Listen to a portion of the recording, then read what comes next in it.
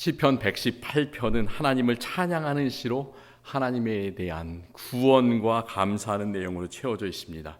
이 시를 우리가 잘 읽다 보면 시의 앞부분에서는 주인공이 나예요. 나를 고통 가운데서 건지신 하나님께 감사를 하고 있습니다. 그렇지만 이제 뒤로 갈수록 이야기의 주인공이 나에서 누구로 바뀝니까? 우리로 바뀌고 있어요. 우리로. 나라가 어려움에 처해 있고 이스라엘 나라가 결국에는 강대국에 뺏겼잖아요. 그래서 사람들이 포로로 끌려가는 그 공동체의 어려운 고통 가운데서도 시편 기자는 오직 한 분께만, 하나님 한 분께만 의지하고 있습니다. 어떻게 말하냐면 여호와는 내 편이시라 내가 두려워하지 않을 것이다, 이렇게 외칩니다. 나에 대해서 얘기를 하고, 이제는 뒤에서는 여호와여 내가 구하옵나니가 아니라 우리가 구하옵나니 이제 형통하게 하소서, 이렇게 시인 자신에게부터 모든 이스라엘의 공동체의 기도를 하나님께 드리고 있습니다. 이제 우리가 읽은 21절부터 29절까지에서 고통을 이긴 이스라엘, 이 하나님의 공동체가 어떻게 기쁜 절기 함께 찬양하면서 하나님께서 주신 참 그 무너져가고 회파되었지만 그 성전에 올라가는가, 그 모습을 그리고 있습니다. 그 함께하는 기쁨의 절정, 클라이막스를 우리는 27절에서 볼 수가 있는데요. 27절에서 이렇게 노래를 하고 있습니다. 여호와는 하나님이시라, 그가 우리에게 빛을 비추셨으니 밧줄로 절기 제물을 제단불에 맬지어다. 이 밧줄로 절기 제물을 제단불에 맨다라는 그 말이 뭘까요? 밧줄로 절기 제물을 제단불에 맨다. 우리 그리스도인들은 오늘 읽은 시편 118편 그 말씀을 단지 이스라엘 백성들이 성전으로 올라가는 그 모습으로만 바라보지 않고요, 예수님께서 우리를 구속해 주신 그 예수님의 관점에서 새롭게 그 말씀을 바라봅니다. 27절의 이 말씀, 밧줄로 제물을 제단불에 맨다라는 다른 그 구절을 한글의 다른 성경 번역본에서는 이렇게 번역을 하고 있습니다. 너희는 손에 나뭇가지를 들고 제단까지 축제 행렬을 벌여라. 어디서 많이 본 장면 같지 않습니까? 나뭇가지를 들고 제단까지 나아가서 축제 행렬을 벌이는 모습. 그것은 예수 그리스도께서 그 생의 마지막에 예루살렘 성전에 올라가실 때 그 모습을 우리가 떠올리게 됩니다. 예수님께서는 가장 작은 나귀 새끼를 타시고 예루살렘으로 들어가실 때 어땠습니까? 많은 무리들이 나뭇가지를 꺾어서 길에 깔고 또 손에서 흔들기도 하면서 겉옷을 길에 펴면서 어떻게 찬송을 했습니까? 호산나라고 찬송을 했습니다. 호산나 찬송하는 그 모습을 보면 한편으로는 그들의 얼굴이 어땠을까요? 우리들의 얼굴이기도 하고요. 구원자가 오신다. 얼마나 마음이 기쁘겠습니까? 그래서 그 구원자를 기쁜 얼굴로 찬양하고 있습니다. 그런데 호산나라는 말은 어떤 말인가요? 주여 구원하소서라는 말이에요. 지금까지 구원자가 없었기 때문에, 그 고통 속에서 수백 년간을 살았기 때문에 그 얼굴에 온갖 고통을 가지고 그 기쁨과 함께 반대쪽에서는 온갖 마음의 어려움과 슬픔이 있었던 것이죠. 그 고통에 대해서 하나님께서는 어떻게 응답을 해주십니까? 시편 118편 25절에서 여호와여 구하옵나니 이제 구원하소서, 여호와여 우리가 구하옵나니 이제 형통하게 하소서, 이렇게 기도하고 있습니다. 이제 형통하게 하소서, 이제 구원하소서라는 말은 호산나라는 말과 똑같은 말이죠. 주여 구원하소서, 그 외칩니다. 그 외침에 대해서 하나님은 그냥 무시하지 않으시고 하나님께서는 22절 말씀과 같이 되게 해주십니다. 그 말씀은 건축자가 버린 돌이 집 모퉁이의 머릿돌이 되었나니. 하나님께서는 바로 이 구절이 누구를 향하여 하신 말씀이라고요? 예수 그리스도를 향해서 이 말씀이 시편에서 시편 기자가 이야기한 것이 예수님을 통해서 성취되게 해 주셨습니다. 예수님께서는 직접 자신이 말씀하셨어요. 예수님께서는 여러 가지 비유의 말씀을 하셨는데요. 한 번은 악한 농부들의 비유를 말씀을 하셨습니다. 악한 농부들이 주인이 보낸, 그러니까 하나님께서 보낸 종들의 말을 듣지 않고 수확을 해야 되는데, 추수를 오늘처럼 이렇게 해야 되는데 추수 열매를 하나님의 종들에게 주지 않고 그들을 잡아 죽이는 일을 합니다. 한 번, 두 번 보냈는데 그렇게 해서 이제 그 주인은, 하나님께서는 그 하나밖에 없는 아들을 직접 보내는 거예요. 그런데도 불구하고 그 아들을 이 악한 농부들은 또 잡아 죽입니다. 그런데 어떻습니까? 사람들은 그렇게 하나님을 배반하지만, 계속해서 잘못된 길로 나아가지만, 그럼에도 불구하고 하나님의 마음은 늘 한결같으신 거죠. 그 아들을 통해서 구원을 이루십니다. 그 말씀이 이 시편 118편 22절입니다. 예수님께서는 직접 그 비유에서 건축자가 버린 돌이 짐 모퉁이의 머릿돌이 되었나니, 이 구절을 인용을 하시면서 이 시편의 말씀이 자기의 십자가를 통해서, 부활을 통해서 이루어질 것을 말씀을 해주셨습니다. 그리고 예수님께서 이 부활하신 다음에 그 수제자였던 사도 베드로는 이 구절이 바로 예수님을 향한 구절이다 얘기를 하고 있습니다. 예수님의 부활을 선포했을 때 우리는 어떻게 됩니까? 우리는 살아갈 수가 있어요. 우리는 크게 고통당하지 않습니다. 그렇지만 그 당시에 성령을 받고 이제 초대교회가 세워질 당시에는 예수님을 부활을 선포하면은 공회로 끌려갈 수밖에 없었습니다. 공회로 베드로와 요한이 끌려갔지만 베드로가 이렇게 선포하고 있습니다. 이 예수는 너희 건축자들의 버린 돌로서 짐 모퉁이의 머릿돌이 되었느니라. 한 번만으로 외친 것이 부족해서 나중에 이제 그 예수님을 믿는 사람들이 곳곳에 흩어지고 나그네가 될 때, 고통을 당할 때, 박해를 당할 때 베드로가 또 그 흩어진 나그네들에게 편지를 쓰면서 또 이렇게 얘기를 해요. 그러므로 믿는 너희에게는 보배이나 믿지 아니하는 자에게는 건축자들의 버린 돌이, 그 돌이 모퉁이의 머릿돌이 되었다. 바로 예수님께서 너희에게 격려와 위로가 되시고 또 믿지 않는 자에게는 경고가 되신다라는 것을 말씀을 하고 계십니다. 이 건축자의 버린 돌, 예수 그리스도, 그분이 짐 모퉁이의 머릿돌이 되었다. 이 구절을 통해서 우리는 세상의 방식과 하나님의 방식, 세상이 감사하는 방식과 우리 예수님을 믿는 사람들이 감사하는 방식의 차이를 생각해 볼 수가 있습니다. 짐 모퉁이의 머릿돌이 예수님께서 되셨다고 하시잖아요. 머릿돌이 언제 필요합니까? 건축을 할 때 필요합니다. 건축에 대해서 잘 모르는 사람들도 어떤 돌이 좋은 돌인가, 건축할 때 어떤 재료를 써야 되는가를 잘 알 수가 있습니다. 인터넷에서 찾아보면 좋은 돌을, 좋은 석재를 고르는 그런 몇 가지 기준들이 나와 있습니다. 어떻게 고를 수 있냐? 먼저 그 돌 표면이 깨끗해야 돼요. 균열이라든지 깨진 것이라든지 흠이 없어야 돼요. 눈에 이렇게 딱 봤을 때 하자가 없는 재료가 좋은 재료입니다. 그리고 돌마다 어떤 돌은 물렁물렁한 돌들이 있잖아요. 딱딱한 돌들도 있습니다. 그 돌에다가 물을 부어보면 그 어떤 돌은 물을 많이 먹는 돌이 있고요. 물을 먹지 않는, 물의 흡수율이 낮은 그런 돌이 있습니다. 어떤 돌이 건축하기에 좋은 돌일까요? 세상에서는 물을 많이 먹으면 물러지고 건물이 무너지겠죠. 그러니까 물을 안 먹는 돌이 좋은 돌이에요. 예를 들면 화강암 같은 거, 대리석 같은 거, 그런 것들이 참 좋은 돌입니다.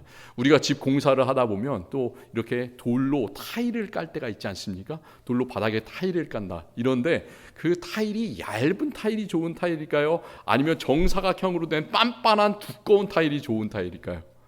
두꺼운 게 깨지지 않고 좋은 겁니다. 세상의 방식은 다 이래요. 세상의 건축자들의 눈으로 보기에는 하자가 없고 튼튼한 것이 좋은 것이에요. 그런데 예수님은 어떤 모습이셨습니까? 세상에 오실 때 예수님은 그런 모습이 아니셨어요. 세상의 건축자들이 쓰는 그런 돌이 아니셨어요.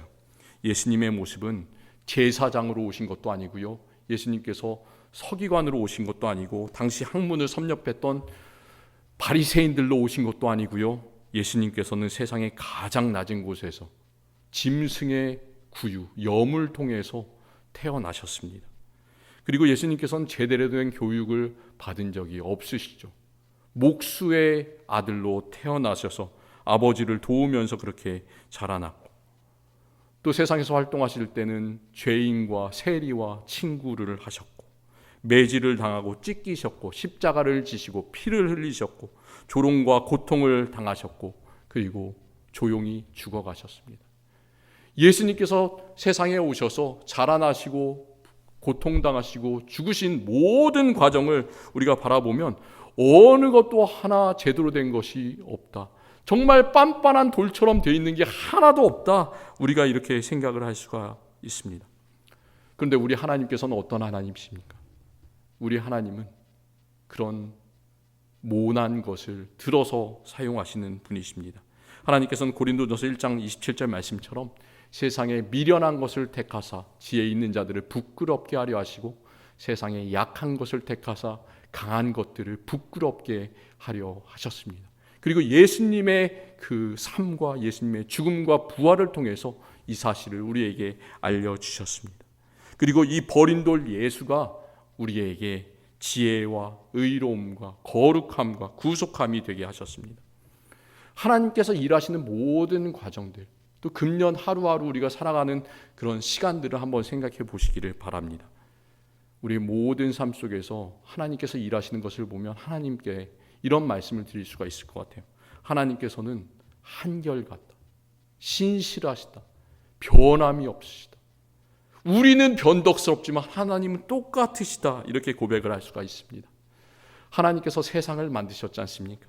하나님께서 이스라엘 백성들을 애굽에서 구원해내시고, 또 그들이 힘들고 나라를 뺏겼지만 다시 한번 회개하게 하시고 예배하게 하시고, 또 우리들을 위해서도 우리 구주 예수 그리스도를 보내주셔서 예수님을 믿는 모든 자들을 다 구원해 주시고, 또 마지막으로는 벌레만도 못한 나를 하나님의 백성으로 선택해 주셔서 우리와 끝까지 함께 하시고 끝까지 도와주시는 분, 그분이 바로 예수 그리스도시고 우리 하나님이십니다. 하나님께서는 내 개인에게도, 또 우리 교회에게도, 우리 나라에게도 하나님께서 만드신 모든 피조물들과 모든 세상 속에서 항상 선하시고 항상 인자하신 그런 분이세요. 그렇기 때문에 시편 118편은 여호와께 감사하라, 그는 선하시며 그 인자하심이 영원함이로다, 이렇게 노래를 하고 있습니다. 이제 우리가 어떻게 해야 될까요? 하나님께서는 이렇게 똑같으신데, 신실하신데, 인자하신데, 우리도 하나님께서 우리에게 주신 모든 것을 생각하며 감사하기를 원합니다. 하나님께서 동일하시기 때문에 우리도 하나님께 묵묵하게 감사하는 삶을 살아가기를 원합니다. 항상 범사에 감사하는 삶을 살아가기를 원합니다.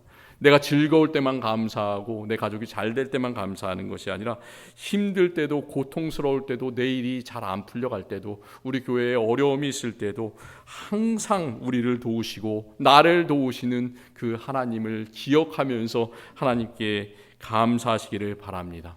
깨어지고 십자가를 지신 예수 그리스도만 하나님께서 짐 모퉁이의 머릿돌이 되게 하신 것이 아니라, 우리들의 모습도 상처가 많이 났지 않습니까? 우리들도 참 여러 가지 깨지지 않았습니까? 그 세상의 건축자들이 쓰기에는 전혀 쓸모없는 돌 같은 우리들도 예수님께서는 이미 건져주시고 또 사용하여 주셔서 예수 그리스도의 교회를 섬기게 하셨음에 감사하시기를 바랍니다. 28절에서 시인은 모든 어려운 상황 속에서 주는 나의 하나님이시라, 내가 주께 감사하리이다, 주는 나의 하나님이시라, 내가 주를 높이리이다, 이렇게 노래를 하고 있어요. 내가 주를 높이리이다, 내가 주를 높이리이다, 이 말은 나 혼자서만 주님을 높인다는 말이 아니라, 이 시편은 어떻게 찬양을 한 거예요? 같이 성전에 올라가면서 우리 모두가 다 내가 주를 감사하리이다, 모든 여기 있는 사람들이 다 똑같이 하나님을 한 목소리로 찬양을 한 거예요. 나의 고백뿐만이 아니라 우리의 모두의 고백이 되는 거죠. 우리가 감사의 다른 말이 세상에 많이 있습니다. 감사의 다른 말은 이 히브리어에는 감사와 똑같은 말이 뭐냐면 찬양이 감사와 똑같은 말이고요. 또 감사와 같은 말은 송축이에요. 하나님께 영광을 돌리고 하나님을 송축한다. 똑같은 말입니다. 또 감사의 다른 말은 고백입니다. 고백.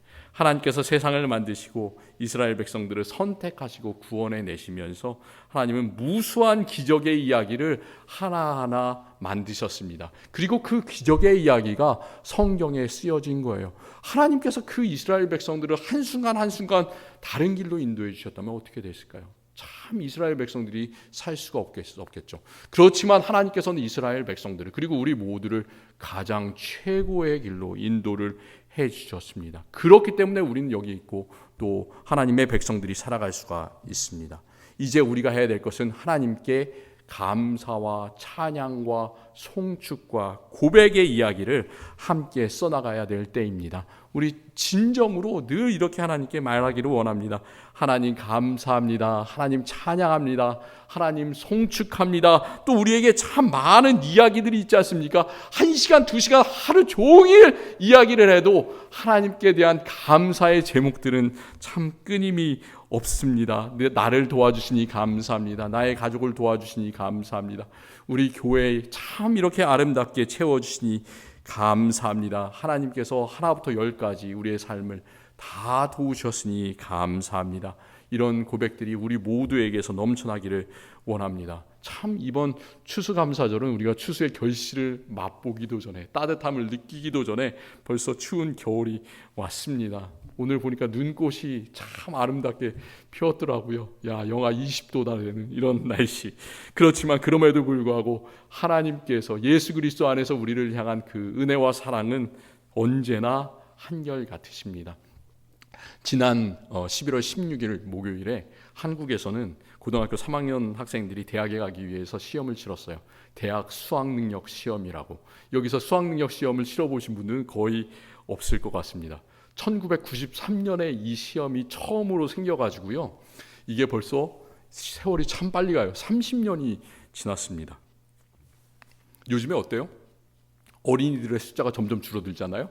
청소년들의 숫자가 줄어들잖아요. 그래서 옛날에는 수학능력 시험 이렇게 본다 그러면 아주 그 고등학교 앞에서 시험장 앞에서 학생들이 진을 치고 응원하고 그랬는데 요즘에는 그런 것 같지는 않아요. 그렇지만 그럼에도 불구하고 아직까지 고등학교 3학년 그 학생들에게 이 시험은 참 인생을 결정짓는 어려운 그런 시험이죠. 학생들이 이제 시험 답안지를 사인펜으로 체크를 하기 전에 어떻게 해야 되냐면 저도 이제 처음 들었는데 답안지 맨 위에다가 자기 이름을 쓰고 그 옆에다가 자기 글씨체가 다 학생들마다 틀릴 거 아니에요. 그래서 본인 확인을 위해서 그 구절을 어떤 한 구절을 자기가 직접 손으로 써야 된다고 그래요. 그래서 그거를 필적 확인 문구라고 하는데요. 금년에 필적 확인 문구가 이런 문구가 있었다고 합니다. 가장 넓은 길은 언제나 내 마음속에. 가장 넓은 길은 언제나 내 마음속에. 그거를 그 각 시험 답안지마다 맨 위에다가 쓰는 거예요. 이 구절이 어디서 나온 구절이냐면 한국에 있는 양광모 시인이 쓴 가장 넓은 길에서 인용한 그런 시에서 인용한 내용인데 제가 이 시를 읽으면서 큰 감동을 받았습니다. 우리 알래스카의 상황과 참 비슷해요. 이 시를 한번 들어보시기를 바랍니다. 살다 보면 길이 보이지 않을 때가 있다. 원망하지 말고 기다려라. 눈이 덮였다고 길이 없어진 것이 아니요.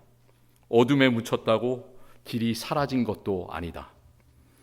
묵묵히 빗자루를 들고 눈을 치우다 보면 새벽과 함께 길이 나타날 것이다. 가장 넓은 길은 언제나 내 마음속에 있다. 시편 118편 5절에서 시인은 이렇게 노래하고 있습니다. 내가 고통 중에 여호와께 부르짖었더니 여호와께서 응답하시고 나를 넓은 곳에 세우셨도다. 그냥 세상의 시인은 가장 넓은 길은 언제나 내 마음속에 있다고 말하지만 예수님을 믿는 사람들은 하나님께서 우리가 기도하실 때 응답하시고 나를 넓은 곳에 우리를 넓은 곳에 세우셨도다 이렇게 고백합니다. 예수님을 믿는 우리들은 하나님께서 우리 앞에 있는 눈 덮인 길도 치워주시고 또 어둠도 물리쳐 주시고 우리를 넓은 곳으로 우리가 숨 쉴 수 있는 그런 공간으로 인도해 주셨음을 믿습니다. 언제나 이 놀라우신 하나님의 은혜 때문에 하나님께 감사와 찬양과 송축과 놀라운 믿음의 고백을 드리시는 우리 모두가 되기를 간절히 축원합니다. 기도하겠습니다. 하나님 감사합니다. 하나님께서는 우리에게 모든 것을 주셨습니다. 하나님은 언제나 한결 같으시고 또 앞으로도 우리에게 사랑과 인자하심으로 대해 주실 것을 믿습니다.